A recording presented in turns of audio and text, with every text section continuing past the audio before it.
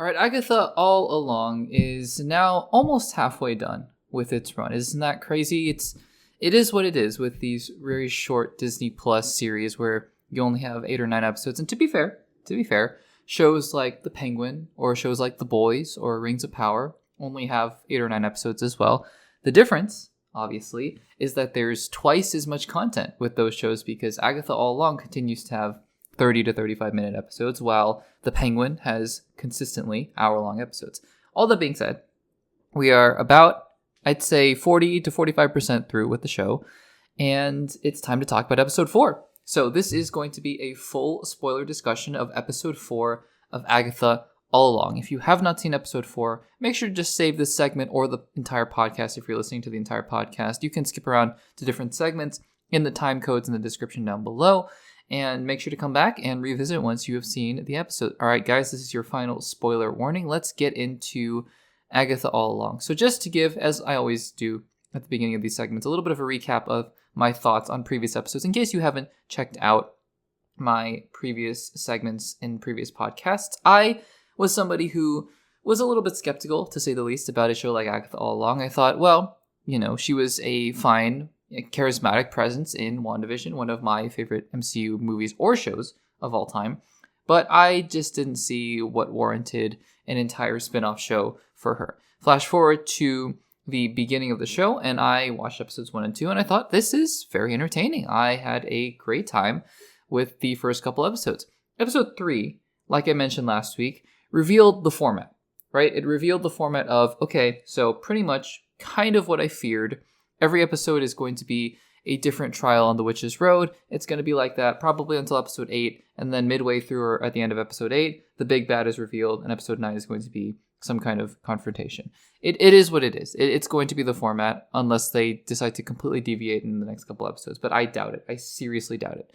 Okay, that being said, because I was apprehensive about that, because, look, I got someone who commented in the last episode, like when I was talking about episode 3 of Agatha All Along, saying, so basically what I'm hearing is that you're afraid this is going to be a TV show. And to that I responded, that is I think a very, one way to put it is what I will say. But in reality, what I think it is it's a little more nuanced, because I think with TV shows made in the traditional format, right, where they were 22-minute episodes, right? Any sitcom, like my favorite show, Friends, for example, 22-minute episodes, right? It's crazy. It's very short. But they were spanning across 20 to 25 episodes per season, which means that within each format, you are allowed to have your own concept, do whatever you want, spend time with the characters, while slowly building up an overall story. Some episodes don't have to deal with the overall story. Some episodes do. Usually most of them hint at it at any given rate. So with a show like Agatha All Along, what I was worried about is that, okay, we only have 9 episodes. The episodes are still short. They're still 35 minutes. And just to have kind of a meandering, just a show that depends on the format where the overall arcing story is kind of taking a backseat until the very end, it worried me a little bit. So anyways, I liked episode 3. I thought the format it revealed itself, and I liked episode 3 just because I thought the execution of episode 3 was pretty good. Now, we moved to episode 4, and just like last week, we move into a different trial of the Witch's Road, and I'm going to say up front, I didn't like episode 4.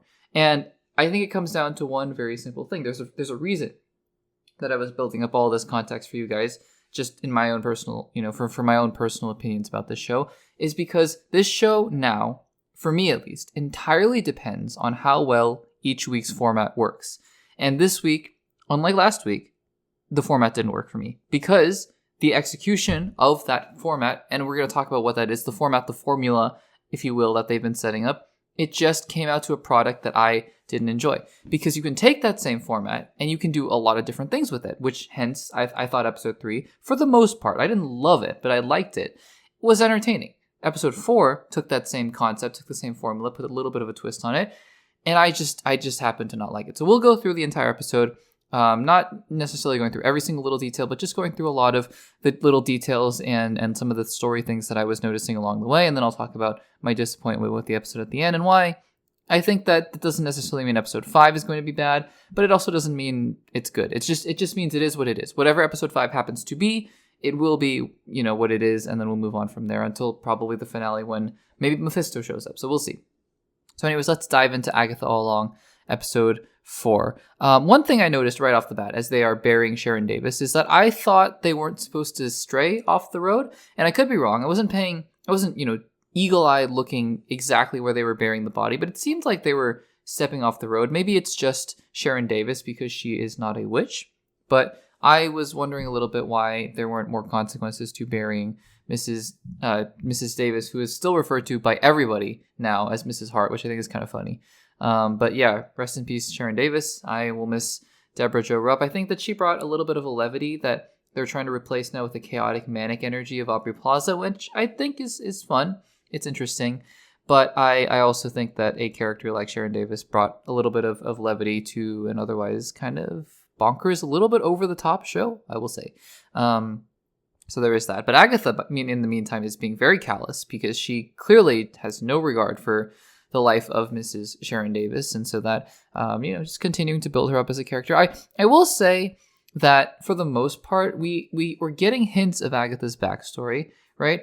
But we're not really getting hints of her as a three-dimensional character because the only things that we're really getting is that she had some tragedy with her son, and then also she's a bad person. And look, those are two building blocks towards making a character more three-dimensional. But in the meantime, all we're getting so far is just her being manic and her being crazy, and also just some hinted at storyline and romance between her and Rio Vidal. Okay, it's all being hinted at. But for the time being, all we have to go off of is that she had a romance with Rio Vidal, probably. Not probably, definitely. And then she had something traumatic happen with her son, and also she's a bad person. Like these little moments at the beginning are just there to remind you, hey, don't forget, this is a bad person. And maybe she'll reform by the end of the show, but she doesn't care if you die. And I don't know, I just kind of wish that there was a little bit more dimensionality to this character. Not to just constantly compare things because I want to enjoy this show on its own merits, but if you're watching The Penguin, right, they don't have to have Penguin come out and be like, oh, that's great that that guy's dead. He just goes out and does bad things while still having layers and layers of dimensionality to the character. And I just kind of wish that it was the same for Agatha, especially because we are now in episode 4 and heading into episode 5. But I digress anyways. All that to say, she is indeed being very callous, as I think Jennifer Kale points out. At this point, Teen suddenly wishes he could go home, which he's been so eager to be on the road the whole time that I guess somebody dying will do that to you. It feels like they're trying to tread this balance of treating Sharon Davis's death as a joke and as something very serious. And here in this moment, they want it to be very serious because Teen, I think, is understanding the gravity of walking the witch's road, which, is fine. But I think that they just could have picked a lane here and they ultimately didn't. So, and also, like I alluded to before here, as they're finally getting ready to head over, or at least, call for the Green Witch before they head on to the next trial, the dialogue is very over the top. I'm not going to say it's, for me at least, in my personal opinion, I'm not going to say it's terrible dialogue because I think that if you were to ask the writers, they were very intentionally going for this style of, oh, what do we do now? We have to, cast this spell. And okay, what does this spell do? I think that's part of what they think the charm is. And sometimes it works. Like sometimes when Catherine Hahn is being Catherine Hahn, charismatic as ever, I think it works. Sometimes, though, it just comes off as very stilted, very corny, very over the top. And I think in this episode especially, there were a lot of moments where Catherine Hahn was like, okay, what's next? And then, Witch would be like, well, we have to cast the spell. And then they're like, great, let's cast the spell. What do we need to do to cast the spell? And I think that, again, it's part of the style of the show. I'm not saying that it's not. I'm not saying like a writer was trying to write Shakespeare and ended up writing this. It's not at all what I'm saying. I'm just saying that for me, it got a little bit grating as the episode went on. I will say, though, going back to one of the things I loved about episode 3 was the sudden shift into horror, Rio Vidal coming out of the ground. Oh, that was creepy. I'm not super well versed into horror, and I don't necessarily intend on being super well versed into horror. It's just not my thing. So if you are a horror fan and you saw that and you were like, yeah, that's lame. That's not that great. Okay, totally respect that. I understand where you're coming from. Also would love if you understood where I'm coming from. That to me freaked me out. So that's all I'm saying. Anyways, we are getting some hints of a backstory here at the beginning of the episode between Rio and Agatha, and that will get fleshed out towards the end. So we'll talk about that at the end of this segment. And then we head into this disco recording studio kind of setup here. I don't know what this is intended to parody specifically, other than just being a kind of an 80s style recording studio. But it's there. And obviously they get all their costume changes. So this is the formula, right? And I wanted to talk a little bit here, like I mentioned at the beginning, about this I guess cycle that we're going to head into every single episode, right? Every single episode I think is going to be following a similar in a similar vein to the previous one. And I want to talk about that very briefly here. So here's the thing, right? Because I was thinking about this as this episode was going on, and I think what I've come to the realization of, for me at least, is that there's a difference between format and formula, right? Two very similar sounding words, obviously, but format and formula I think are two different things. And I think Agatha all along, so far, it's only been two episodes of this kind of episode, because episodes 1 and 2 were a little bit different, but still, I can't imagine that the next episode isn't going to be similar to this episode and episode 3. But I think Agatha all along is following a formula and not a format. So what I mean by format is this. Let's take a show, and it doesn't have to be a sitcom. I was thinking, I always think in terms of sitcoms because I watched a lot of sitcoms and I love them. But it doesn't have to be a sitcom. Let's just talk about any, serialized television show. Let's talk about one of my favorite shows, The West Wing, right?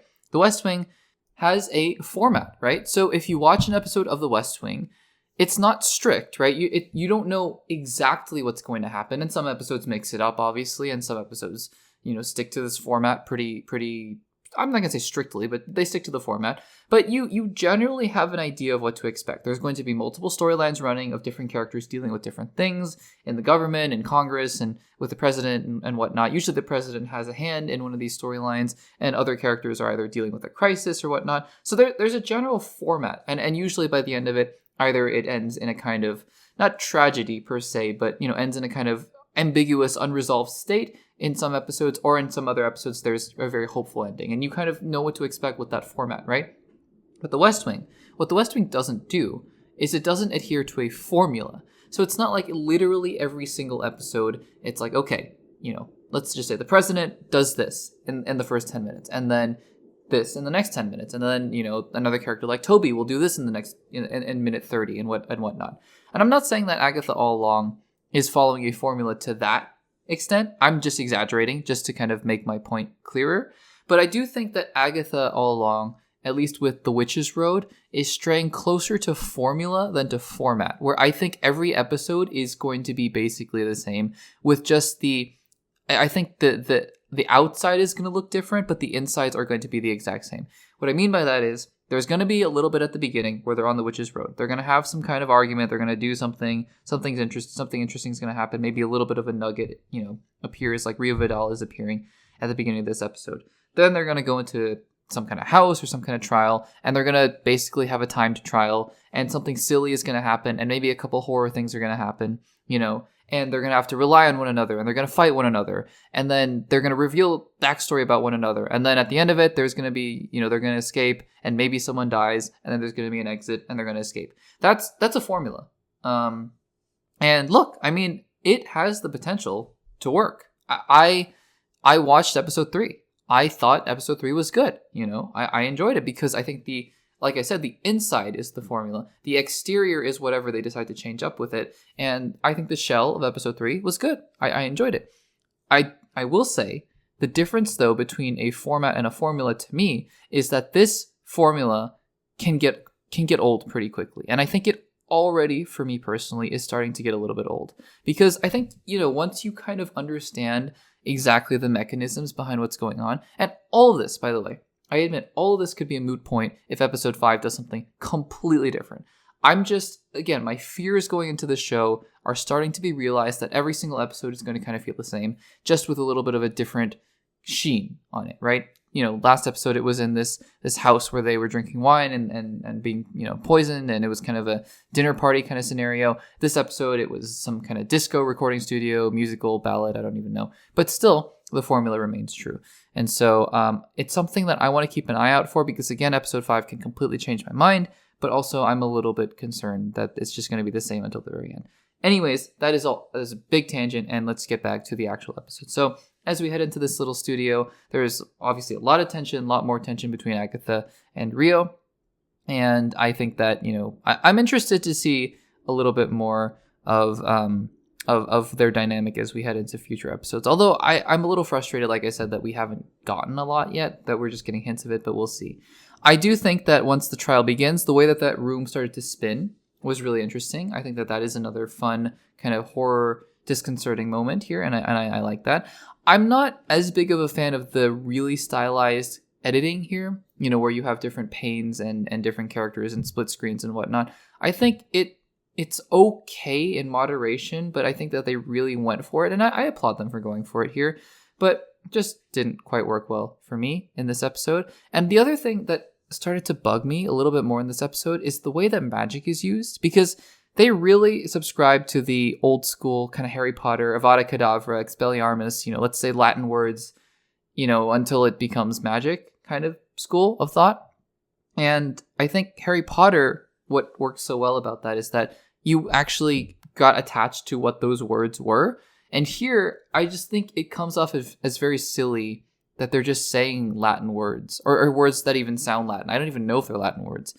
And they're saying it in very American accents, so it doesn't even feel mystic at all. It just feels like Americans trying to say Latin words, and I don't know.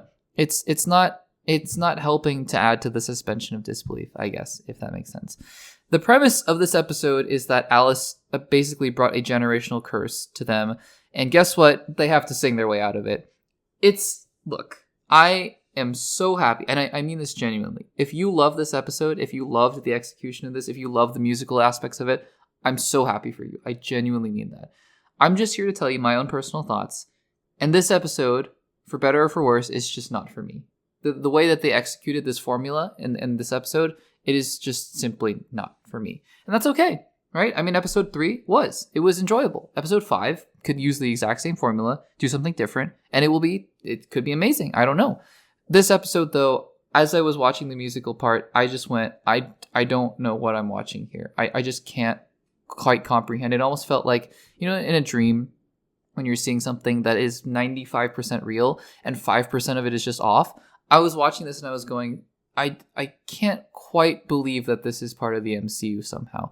And again, that doesn't mean every single thing of the MCU has to look the same or feel the same, look like Avengers Age of Ultron kind of thing, or Doctor Strange and the Multiverse of Madness, to name a couple things that are maybe more MCU-ish, right? That's not what I'm saying.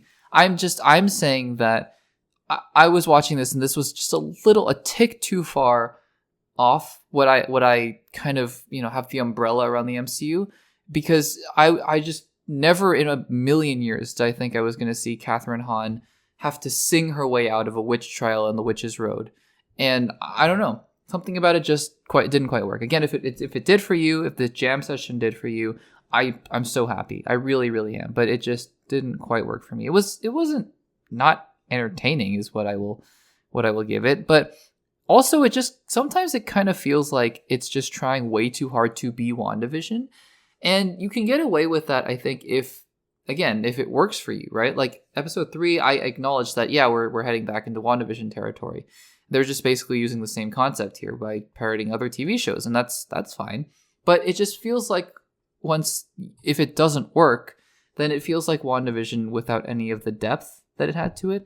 And I don't know. Well, we'll have to really see. This episode kind of feels like a pivot point to where next episode, if it happens again, it's the same formula and the episode itself doesn't work for me, I'm going to be like, I'll watch the show, but man, I'm waiting for the big Mephisto reveal, or whoever Rio Vidal is playing or whatnot, or whoever Aubrey Plaza, is really playing. But we'll get there when we get there, I guess. So anyways, we kill a demon by singing, and then Teen is hurt, and so then they heal Teen, and there's a little bit of an ending, I guess, a bookend, if you will, where they're back on the Witch's Road. And I think what's interesting here is we get hints of things that I wish had been started to be fleshed out at this point in the show. Because I think the hints here, what's interesting is the romance between Rio and Agatha, that I'm hoping by next episode we hear a lot more of. Because by this point, you're teasing us, and now I want to actually see what's going on here. And then B, I think Agatha and her relationship with her son, because what's so interesting, I think probably the single most interesting thing that happened in this episode was the last line, which is Rio Vidal looking at Agatha and saying, that boy isn't yours. So, because Agatha, when Teen was unconscious, looked very upset, about the whole situation. And I guess the implication here is that because she also reveals that if a witch puts a sigil on a person, they don't actually know, right? It wipes their memory or something like that, which is interesting. I think that's interesting. So I think Agatha might be clinging to this hope that Teen is her son and that she put a sigil on him, right? But by Rio saying that boy isn't yours, I think that that's also an interesting twist. Maybe she's lying. She could very well be lying, or maybe she's actually telling the truth. It's interesting. So yeah, at the end of the day, guys, we have this formula here. And honestly, this episode feels like a jumbled cluster of a lot of different ideas that they then plugged into this formula. And like I said, I'm not disparaging the show at all. I think that the show still has a lot of promise, and the next episode I could love. I just as easily could love the rest of the show and then call it one of the the top Disney Plus shows that they've done. But so far, we're 3 episodes in. I really enjoyed episode 1.